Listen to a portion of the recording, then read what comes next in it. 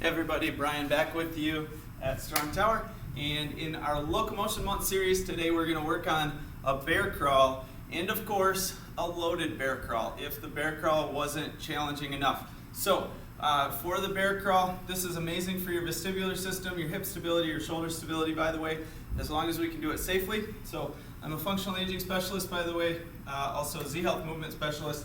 We're going to get into the bear crawl here. So what I want to set up before is knees under hips and a wrists or hands under shoulders position with a little bit of a chin tuck and my head slightly retracted or pulled back. From there, I'm going to push my toes, ball of foot into the floor, and come up with the knees just hovering over the floor. So this is kind of the first position. Can we get here and do it safely and stabilize?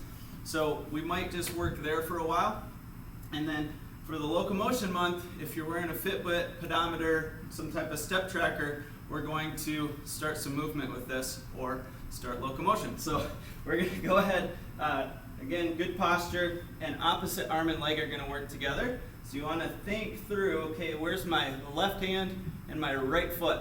And I'm going to pull those forward, and then I'm going to do the opposite, right hand and left foot. And I'm going forward through this bear crawl pattern, okay? So that's bear crawl going forward. We could also bear crawl going backward, or we can just turn back around and then go forward again. It is more challenging to go backwards, and if we do go backwards, we still want that opposite arm and leg, and it requires a little bit more push, both through the hip flexors in the legs and through the shoulders as we push off and drive the floor away. So that's the bear crawl with body weight. And so that's after stabilizing and just working on the basic set position. And then we're taking it, that would be step one, then step two, moving with it. Step three is adding load. So I'm going to use a kettlebell in this case. It could be a weighted ball, something that can safely slide across the floor. So for this variation of it, you could push a ball and bear crawl, chase it, and then push it again. If it's a weighted ball, that would work fairly well. Again, the load is up to you.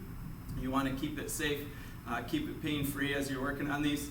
And so with the kettlebell today, I'm going to slide it across the floor and just keep my hand on it in this case because the bell will slide on carpet here. So I'm going to go ahead, set up, and I'm going opposite arm and leg drive. And my palm is on the kettlebell, the ball of the bell. And then opposites are going forward and back. And then of course, you come back around, switching hands on the kettlebell, and then driving that bell forward.